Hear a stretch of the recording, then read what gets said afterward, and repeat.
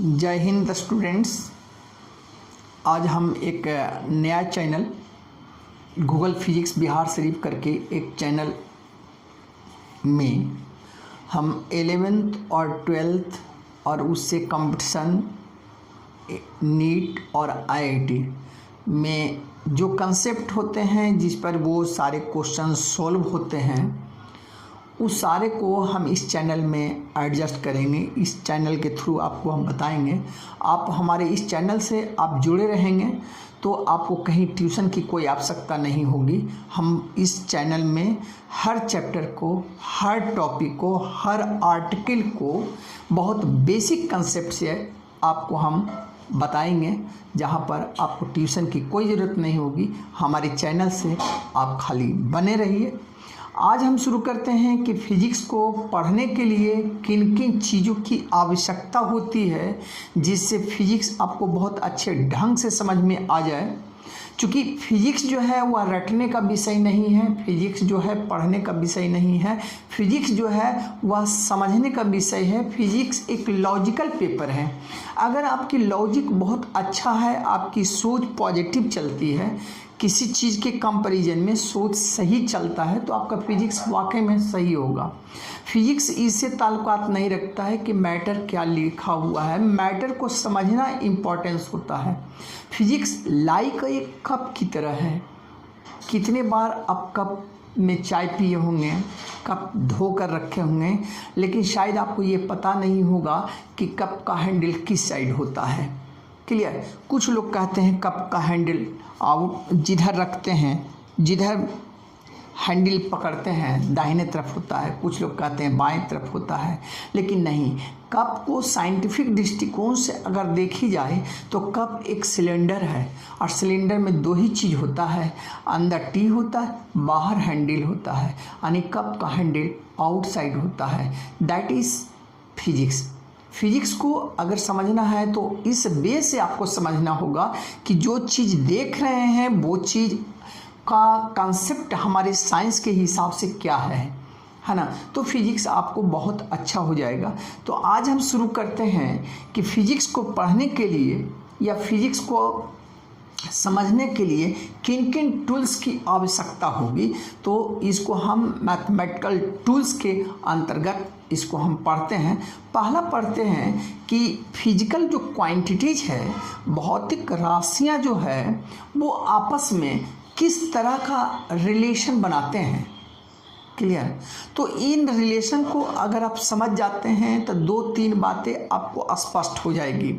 Percentage का problem आपको स्पष्ट हो जाएगा, उसका ग्राफ स्पष्ट हो जाएगा कि ये ग्राफ कैसे जाएगा, जीरो से होकर जाएगा, जीरो से होकर नहीं जाएगा, इसका कर्व एलिप्स होगा, पाराबोला होगा, स्ट्रेट लाइन होगा।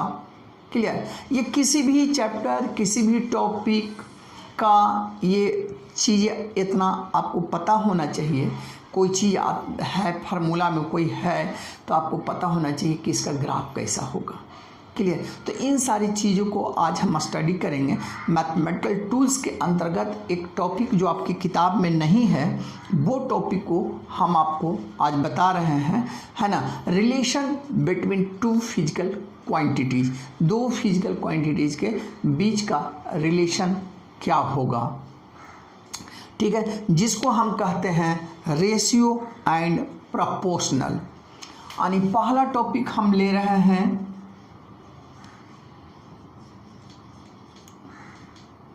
Relation between two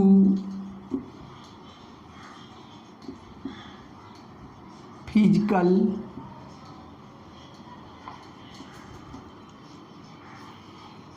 quantities. Clear? मान लीजिए कि टू फिजिकल क्वांटिटीज है, एक है एक्स और दूसरा है वाई। दो फिजिकल क्वांटिटी है, एक फिजिकल क्वांटिटी एक्स है, दूसरा वाई। एक्स यहाँ कुछ भी हो सकता है, एक्स डिस्प्लेसमेंट भी हो सकता है, एक्सेलरेशन भी हो सकता है, वेलोसिटी भी हो सकता है, फोर्स भी हो सकता है, पावर भी हो सकता है। ठीक है, एनर्जी भी हो सकता है, कुछ भी हो सकता है, वाई भी कुछ हो सकता है। क्लियर? वाई भी एनर्जी हो सकता है, पावर हो सकता है, वेलोसिटी हो सकता है, एक्सेलरेशन हो सकता है, डिस्प्लेसमेंट हो सकता है, वेलोसिटी हो सकता है। कोई भी दो फिजिकल क्वांटिटीज हमने ले लिया, एक फिजिकल क्वांटिटीज एक्स और दूसरा फिजिकल क्वांटिटीज वाई। तो अब हम देखेंगे कि इससे फिजिक्स में जनरली रिलेशन कितना तरह से बनाया जा सकता है। तो पहला रिलेशन होगा एक्स डायरेक्टली वाई, इधर ले लेते हैं, Y directly proportional to X. दूसरा रिलेशन होगा Y inversely proportional to X. तीसरा होगा Y directly proportional to X square. चौथा होगा कि Y directly proportional to 1/x square. अब हम जरा सा इसको टैली कराएं फिजिक्स के फार्मूला से, तो इसी फार्मूले के अंतर्गत, इसी रिलेशन के अंतर्गत टोटल फार्मूला आपको मिलेगा। मान लीजिए कि अगर आप कहते हैं कि displacement equals to velocity into time, अब इसको प्रोपोर्शनल में लिखेंगे तो आप लिखेंगे S directly proportional to U और S directly proportional to T. अगर आप कहते हैं कि force equals to M A, तब इसको लिखेंगे कि F directly proportional to M और F directly proportional to A. यानी जितना भी इस तरह का रिलेशन होगा, अगर आप ग्रेविटेशनल फोर्स कहते हैं तो capital G m1 m2 by R square, यानी F inversely proportional to R square. Clear. तो इस तरह का रिलेशन, यानी अगर इसको हम बहुत अच्छा ढंग से कवर कर लेते हैं तो फिजिक्स के रिलेशन, फिजिक्स के फार्मूले के रिलेशन को हम कवर कर सकते हैं। तो आइए अब एक एक करके हम देखते हैं। हम पहले देखते हैं कि Y directly proportional to X. तो अब इसको देखते हैं कि Y directly proportional to X को देखते हैं। जैसा कि आपको पता होगा कि अगर प्रोपोर्शनलिटी हटेगा, ये प्रोपोर्शनल हटेगा, तो कोई एक कांस्टेंट आएगा। वह कांस्टेंट जो है दो तरह का कांस्टेंट हो सकते हैं, एक फिजिकली कांस्टेंट हो सकते हैं, एक मैथमेटिकली कांस्टेंट हो सकते हैं, है ना। तो कांस्टेंट दोनों तरह से हो सकते हैं। कांस्टेंट जो है एक से ज़्यादा भी हो सकता है। For example potential energy equal to mgh। Potential energy directly proportional to h अगर आप करते हैं तो इसमें दो फिजिकल क्वांटिटीज आपका कांस्टेंट हो जाएगा। एक हो जाएगा मास, दूसरा हो जाएगा ग्रेविटी एक्सेलरेशन।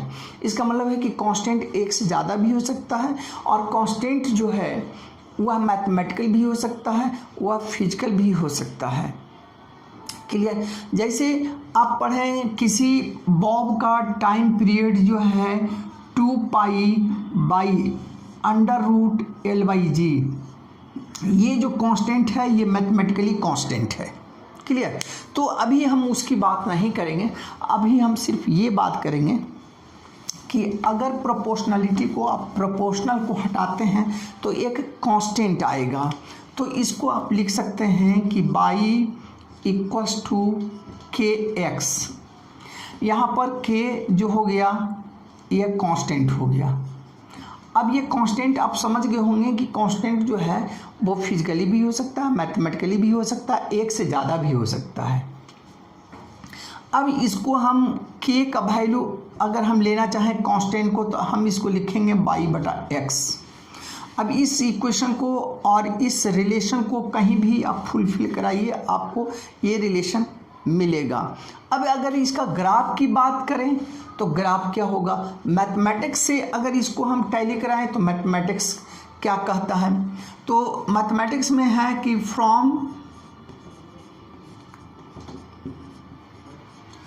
अ straight line equation. Straight line equation में होता है कि y is equal to mx plus C और c इक्वल्स टू 0, लेट इसको हम मान लेते हैं। तो ये हो जाएगा y इक्वल्स टू mx, तो m इक्वल्स टू हो जाएगा y/x। यहाँ पर m जो है वह स्लोप है। क्लियर। इसका मतलब है कि ये जो होगा k जो होगा वह स्लोप होगा। ठीक है, ये स्ट्रेट लाइन इक्वेशन है। तो इसका ग्राफ क्या होगा भाई, तो ग्राफ का अगर हम लें तो ग्राफ इसका हो जाएगा ग्राफ हो जाएगा। ग्राफ हम इसको ग्राफ को ड्रॉ करने के लिए हम 7th क्लास में जो कंसेप्ट लेते थे हम यहाँ पर उसी को फॉलो करा देंगे, ठीक है। तो एक टेबल बनाते हैं, टेबल में ऊपर जो है वो इंडिपेंडेंट क्वांटिटी x होगा और नीचे y रखते हैं। अगर x का वैल्यू 0 दे देते हैं तो y का भी वैल्यू 0 मिल जाएगा। x का वैल्यू अगर 1 देते हैं तो y का वैल्यू k मिल जाएगा। x का वैल्यू अगर 2 देते हैं तो यहाँ 2k मिल जाएगा और x का वैल्यू अगर 3 देते हैं तो यहाँ 3k मिल जाएगा। अब यहाँ पर अगर ग्राफ लेते हैं तो इस पर x लेते हैं और इस पर y लेते हैं तो ये ग्राफ आपको ये मिल जाएगा। क्लियर। अब इसका ग्राफ ये मिल गया तो ये जो वैल्यू हो गया ये आ गया स्लोप और इसको आप कहेंगे k। क्लियर। अब इस तरह का फिजिक्स में जितने भी फार्मूले आपको मिलेंगे, जितने भी चीज़ मिलेंगे, है ना, सब इसमें आपको मिलेगा। फॉर एग्जाम्पल्स आप देख लीजिए। इसका एग्जाम्पल्स अगर हम देखते हैं तो पहला एग्जाम्पल्स हम लेते हैं, पहला एग्जाम्पल्स हम लेते हैं s equals to ut। Clear. अब u इक्वल्स टू हो जाएगा s/t। अगर इसका ग्राफ अगर आप ड्रॉ करते हैं तो इस पर t लेते हैं, t इन सेकेंड में, और इस पर s ले लेते हैं मीटर में। तो ये ग्राफ इस तरफ बन जाएगा, ये ग्राफ हो गया। और ये इस पर आ गया k का वैल्यू, यानी k यहाँ पर क्या मिल गया, u मिल गया, ठीक है। अब इसमें अगर हम ट्रिगोनोमेट्री से इसको टैली कराएं तो ट्रिगोनोमेट्री इसको क्या कहेगा। सो देखिए, ये कोण हो गया थीटा, तब इसको लिख सकते हैं कि tan theta equals to y पर का वैल्यू बटा x पर का वैल्यू। टाइन थीटा इक्वल्स टू होता है परपेंडिकुलर बाई बेस। क्लियर। तो ये हो गया y पर का वैल्यू और ये हो गया x पर का वैल्यू, यानी 3 इक्वेशन हमारे पास आया है। तीनों को यहाँ पर अगर हम ये पहला इक्वेशन मान लें, ये दूसरा मान लें और ये तीसरा मान लें। क्लियर। तो हमारा एक रिलेशन निकलता है tan theta equals to m equals to k। ये हमारे पास एक इम्पॉर्टेंट रिलेशन हमारा मिल गया कि tan theta equals to m equals to k, यानी जिसका स्लोप ज़्यादा होगा, क्लियर, उसकी वैल्यू ज़्यादा होगा। जिसका स्लोप ज़्यादा होगा उसका वैल्यू यानी k ज़्यादा होगा, है ना, और जिसका एंगल ज़्यादा होगा उसका वैल्यू ज़्यादा होगा। इस पर क्वेश्चन जो आप देखते हैं मेडिकल वगैरह में, जो क्वेश्चन कभी आपसे पूछा जाता है ना, उसको ज़रा सा देखते हैं कि इस पर जो क्वेश्चन आपसे पूछा जा सकता है वो क्या पूछा जा सकता है। क्लियर। इसमें अगर s और t का s इन मीटर और t in second, s in metre और t इन सेकेंड, और 2 ग्राफ आपको दे दिया है। ये ग्राफ A का है और ये ग्राफ B का है। अब पूछता है कि ये 2 बॉडी का ग्राफ है, आप इसमें बताइए कि किसका वेलोसिटी ज़्यादा है, A का वेलोसिटी ज़्यादा है या B का वेलोसिटी ज़्यादा है। तब हम यहाँ पर एंगल ले लेंगे कि थीटा A और ये एंगल ले लेंगे थीटा B। यहाँ से आप लिख सकते हैं कि theta B greater than theta A। Time में थीटा जिसका ज़्यादा होगा उसका टाइम का वैल्यू ज़्यादा होगा, तो यहाँ लिखिए टाइन theta B greater than tan theta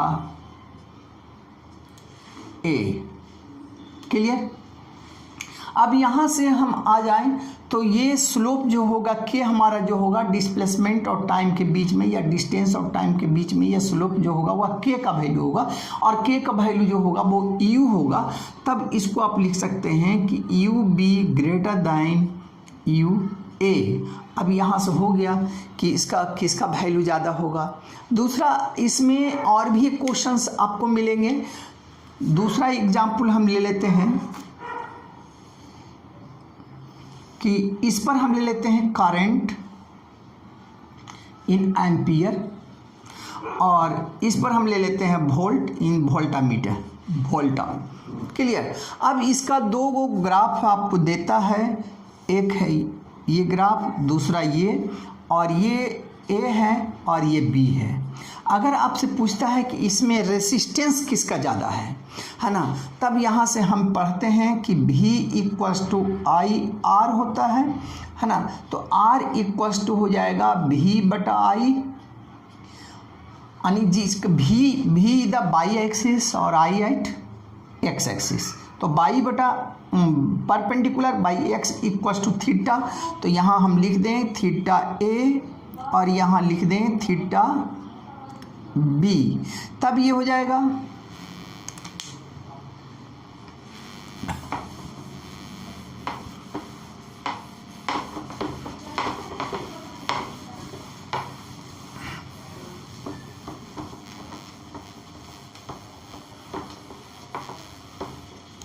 तब इस पे हो जाएगा theta B greater than theta A tan theta B greater than tan theta A. Clear. यानी resistance of B greater than resistance of A. ठीक है। अब यहाँ से हम रेसिस्टेंस पता लगा लेंगे कि किसका रेसिस्टेंस ज़्यादा होगा, किसका रेसिस्टेंस, यानी वन लाइन मोशन, यानी इस तरह का जितने भी रिलेशन होंगे सबका ग्राफ आप पता लगा सकते हैं। और ये भी पता लग सकते हैं कि दो ग्राफ अगर देता है तो किसका वैल्यू ज़्यादा होगा, किसका वैल्यू कम होगा। जितने भी फिजिक्स में इस तरह का फार्मूला आपको मिलेंगे सबका ये वैल्यू निकाली जा सकती है। फिजिक्स में बहुत सारे फार्मूले हैं जो इस फॉर्मेट को फॉलो करते हैं। इसमें पावर थी मोमेंटम इक्वल्स टू एम भी। अब यहाँ पर अगर हम ले लें, ये हो जाएगा पावर और ये हो जाएगा वेलोसिटी मीटर पर सेकेंड, ये हो गया। यहाँ सॉरी पावर नहीं, यहाँ मोमेंटम है, सॉरी। और यहाँ हो जाएगा kg metre per second. Clear. इसका ग्राफ स्ट्रेट लाइन हो जाएगा। उसी तरह force equals to M a का ग्राफ हो सकता है, force equals to M a का ग्राफ हो सकता है। इस पर हम ले लें फोर्स न्यूटन में और इस पर हम ले लें मास केजी में। क्लियर। तो ये ग्राफ जो हमको मिल जाएगा ये एक्सेलरेशन का ग्राफ मिल जाएगा। तीसरा आप लिख सकते हैं कि power equals to force into velocity. Clear. तो पावर और वेलोसिटी का ग्राफ जब आप ड्रॉ करेंगे तो इस पर हो जाएगा पावर और इस पर हो जाएगा वेलोसिटी। ये होगा मीटर पर सेकेंड और ये होगा पावर वाट। क्लियर। तो इसका ग्राफ ये हो गया, ये फोर्स का ग्राफ हो गया। क्लियर। यानी इस तरह का जितने भी फार्मूले हैं सब इससे ड्रॉ किया जा सकता है, चाहे वो चैप्टर किसी का भी क्यों ना हो, वो लाइट का हो या हीट का हो, है ना, या मॉडर्न फिजिक्स का हो, किसी का भी चैप्टर हो। अगर हमको ये पता चल जाता है कि यह फार्मूला जो है बाई इक्वल्स टू के एक्स के फॉर्मेट में है तो वह सारे का ग्राफ इस तरह हो सकता है। क्लियर। और इसी तरह का होगा भी। अब इसकी परसेंटेज की बात करते हैं तो परसेंटेज में दोनों के तरफ पावर सेम है, इसलिए एक जितना परसेंट इंक्रीज करेगा दूसरा पार्ट भी उतना ही परसेंट इंक्रीज करेगा। इसको देखिए, ये बाई इक्वल्स टू हो गया के एक्स, तो इस पर भी पावर 1 है और इस पर भी पावर 1 है, तो सेम परसेंटेज रिलेशन वैरी करेगा।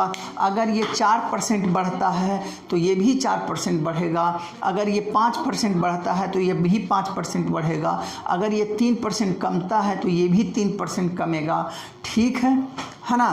तो आज हम सिर्फ y directly proportional to x का रिलेशन हम स्थापित किए हैं हमारे चैनल के साथ। आप बने रहेंगे, आपको 11th और 12th की पूरी सिलेबस नीट और आईआईटी तक के हम आपको देंगे और आपको कहीं कोई ट्यूशन की ज़रूरत नहीं पड़ेगी।